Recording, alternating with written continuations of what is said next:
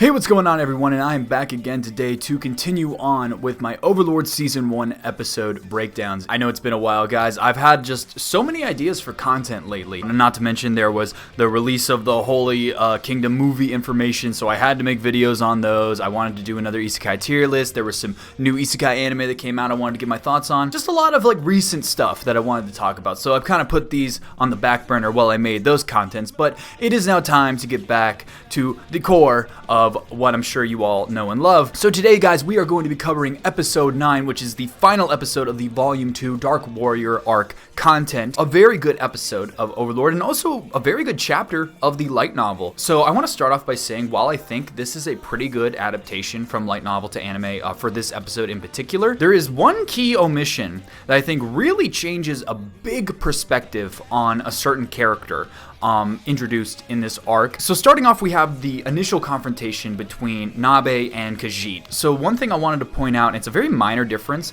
but once Narbril launches that initial attack, and that kills all of Khajiit's acolytes in the anime, it just moves on to the next phase of the fight. Whereas in the light novel, Khajiit actually uses his powers to resurrect his acolytes as zombies, which then attack Narbril again. And then that first skeletal dragon shows up, and something I wanted to say is that in the light novel, the skeletal dragons are big, they're large, but they're described as being around 10 feet tall. In the anime, I think it looks different. Maybe I'm not getting the scale right in the anime, but in the anime, they look huge. They look way bigger than 10 feet tall. I mean, I'm 6'4" or 193 centimeters for any of my metric system people out there. So 10 feet is only 4 feet taller than me, and those skeletal dragons, they looked ginormous in the anime. They look probably 30, 40 feet tall. They look really, really big. They aren't described as being as massive as they seem to be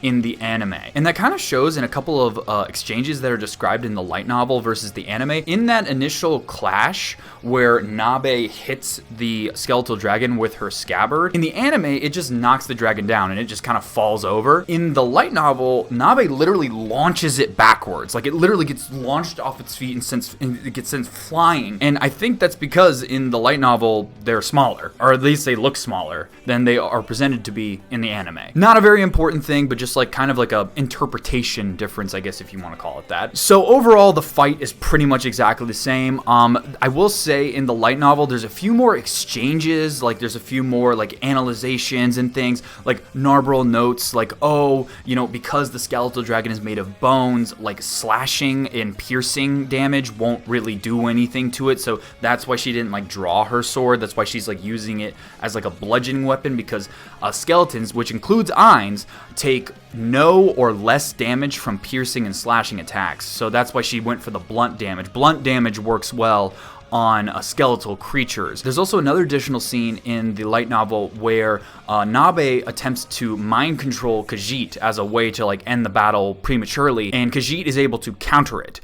So she kind of has to reevaluate her strategy. Overall, the vibe in the light novel, it seems a little more desperate. Everything just seems to be countering and not working for her. She doesn't have ways out. The whole thing is presented to be a little more desperate than the way Narbril is acting in the anime. Things just seem higher risk, I guess you could say, in the light novel. Also, another thing I wanted to comment on is in the light novel, compared to the anime, Narbril is a lot more talkative, and she seems to be more expressive in the light novel. In the anime, she's pretty much just deadpan, just constantly straight-faced, making kind of chide insults and things like that. In the light novel, she growls more, she's more aggressive. She's described as being just more expressive, and also she's more vocal. She makes more comments in the light novel during the fight, maybe just because it's longer in the light novel, but she seems just different in the light novel. She's just talking more. She's not as deadpan as she's presented to be in the anime. We then cut away to the initial start of Ainz and Clementine's fight. So overall, once again, a fairly accurate adaptation. Just there's a lot more inner dialogue.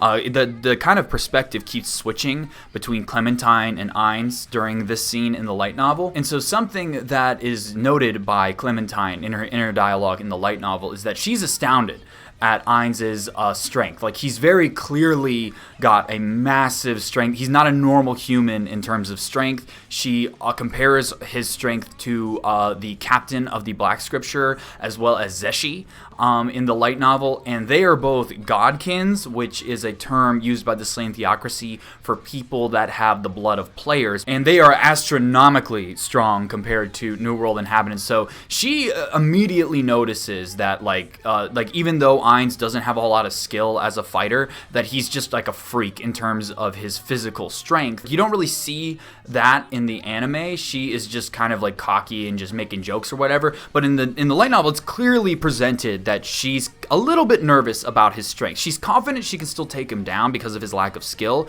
but she is like his strength is something that she's like nervous about. So in their first exchange, when she uses Impenetrable Fortress, they don't really explain what's going on in the anime. It's just kind of, she just uses it to block the attack, and then it just shows you that she blocked it. Whereas in the light novel, it's from Ainz's point of view, and basically what he said it felt like, it isn't just blocking. Like, it's almost like all the momentum of his strike has just stopped. Ainz describes it as if he was hitting his sword against a big wall. So they never give like an in-depth explanation as to what exactly that martial art is, but it basically just stops the momentum of his sword, and it's just like everything is just whoa. And they show this next bit in the anime, but they don't explain his internal dialogue, is that strike that she did on his shoulder actually dented his armor, like it pushed it in, and he could feel it touching his shoulder, and that shocks Ainz. He's like, wow, like, you know, this may not be like anything special armor, like it doesn't have like magical enchantments or anything,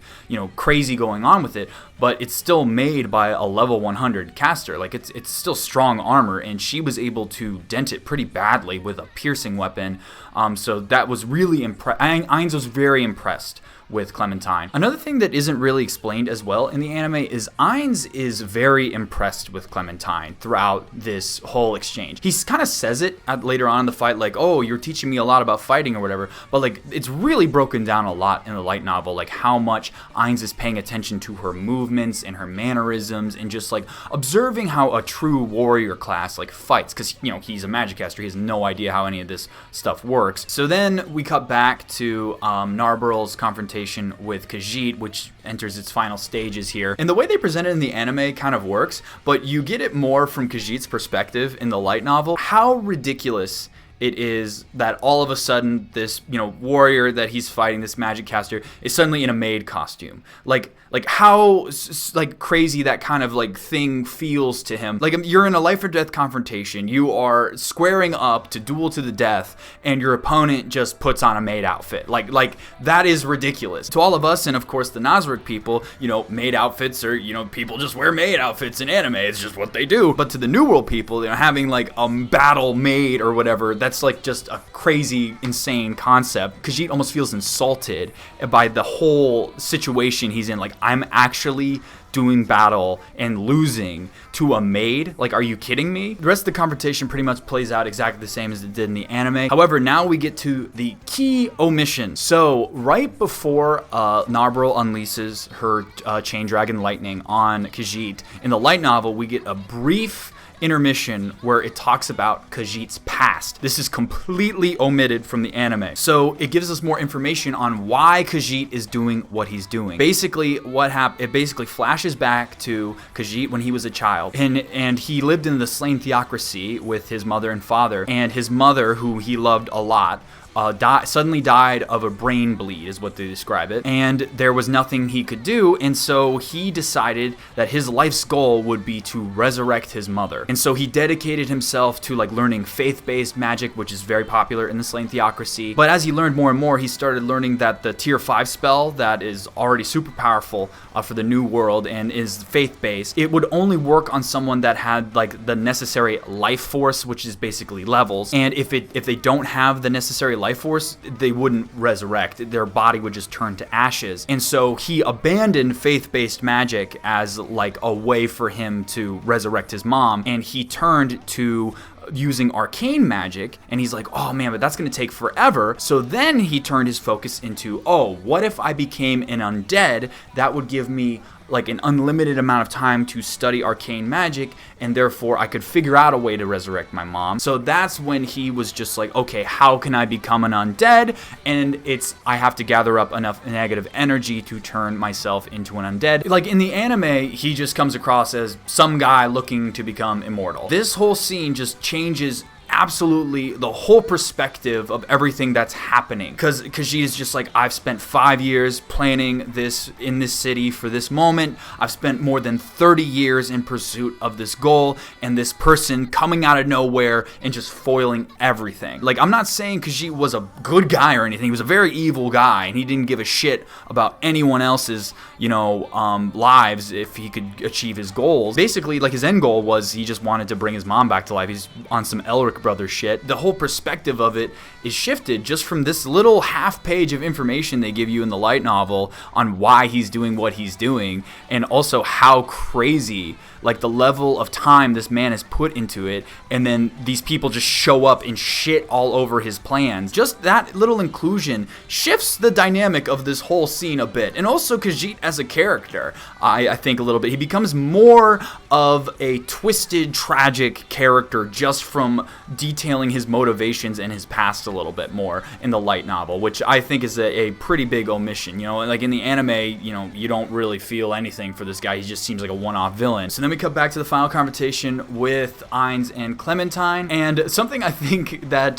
they did show in the anime as well is just how much shit Ainz has been talking to Clementine at this point, and how aggravated she's getting, because she doesn't understand like how powerful Ainz really is, and like all she views him as is just this big lumbering oaf that has no skill, and he's still talking all that good shit, and it's aggravating the fuck out of her. She's actually in a hurry to wrap this up because she needs to keep moving, because she knows that the Windflower Scripture, I think, is what they are. They're the Slain Theocracy's kind of spy corps, and they are after Clementine. They're trying to track her down and figure out what's going on with her, because something that isn't explained in the anime at all is Clementine is actually a defector from the Slain Theocracy's Black Scripture. She was a member of the Black Scripture, and she stole a Crown of Wisdom, which is the item that was put on Emphyria. And the Crown of Wisdom is like a national treasure to the Slain Theocracy. So she's considered a traitor. She knows that these people are coming after her, and the Slain Theocracy, at least to New World inhabitants, is not a group of a state you really want to fuck around with. They are very, very powerful. They are not an institution you really want to fuck with. So she is trying to stay on the move and away from these people, so she doesn't want to hang around too long. So I will say one thing that was a noticeable difference from the light novel is that Clementine's death is a little more gruesome in the light novel. As with a lot of the deaths in the Overlord anime, I'm sure they had to tone it down for censorship purposes. In the light novel, like, Ainz is just like very, very slowly crushing her. It's a very long-winded thing that's described. Obviously, this was intentional by Ainz. He's not like emotional about it, but he is kind of trying to get revenge for the Swords of Darkness. In the light novel, Clementine like vomits, and like she gets stuff all over Ainz, like when he crushes her and he like snaps her spine in half. It's just described more gruesomely than what was shown in the anime. Basically, whatever was shown in the anime, amp it up by like 5 or 10 notches, and that's how gruesome it is. The gruesomeness of a lot of the deaths was toned down in the Overlord anime, just overall.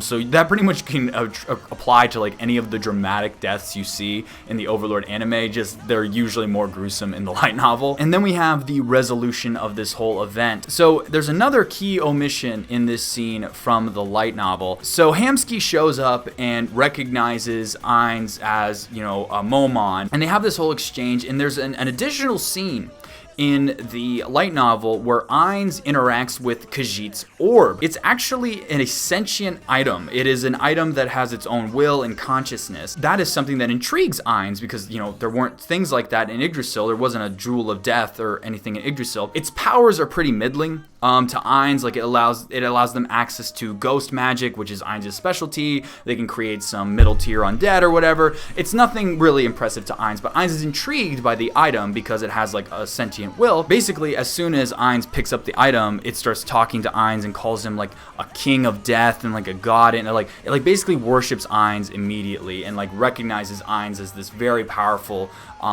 undead. And so it asks Ainz to let him be his servant. And Ainz's response to this is he basically puts some like defensive spells on it, and then he gives it to Hamsky and she puts it in her mouth. Ainz does this because he's basically using Hamsky as bait in case there's like any tracking on it, but like it's funny because the orb is basically begging to go back to Ainz as soon as he let goes of it, but it's just like, oh, it's just Hamsky's gonna put it in her mouth and that's where it stays. I can't remember if anything else comes out of that. It definitely doesn't in the anime, but that's an additional scene that they cut out. It's just that item that Khajiit was using. It explains it a little bit more. Another thing that's cut out of the anime is after Ainz goes into the tomb in order to rescue Enfiria, Narborough reveals to Hamsky that she is a doppelganger. And in case you guys don't know, that's the same race that Pandora's actor is. She takes off one of her gloves and she has those long fingers that you see Pandora's actor have. They describe them as looking like worms. And she says like, oh, I've changed my face to make me look like this. So her face that we always see in the anime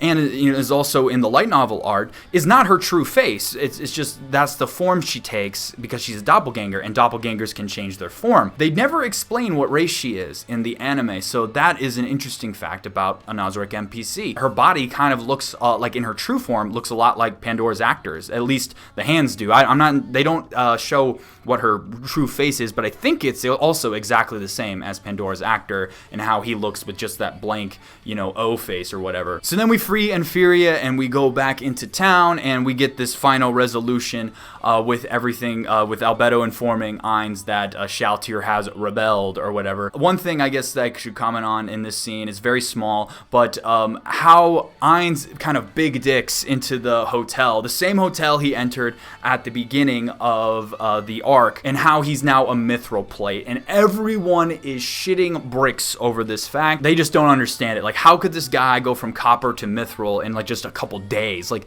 that's insane to them. And Ainz is just kind of like, oh, this is great. They're gonna be talking about me a lot. Yay. That was just a little extra detail about like just the expectations of adventurer promotion, I guess you could say. So guys, that about does it for the episode breakdown, the end of the Dark Warrior arc, moving on to the Bloody Valkyrie arc and volume 3 of the light novel. So I should say, because I missed out on it last time, there are a couple little extras in the actual hard copy covers of the light novel. So at the end we get 4 character sheets on some pretty important characters. Get one on Cocytus and one on Demiurge. I'm gonna see if I can find some better copies on the internet to put on the screen right now. And then we also get character sheets on Narborough and Hamsky, which is interesting. So Hamsky, being a New World inhabitant, is kind of interesting to actually get a stat spread on because, they don't have like official stats in the New World. So for her to have like a stat spread is like basically numerically representing her power. So guys, I hope you enjoyed this breakdown, finally wrapping up the Dark Warrior arc, and hopefully we'll be able to get through the Bloody Valkyrie arc, which is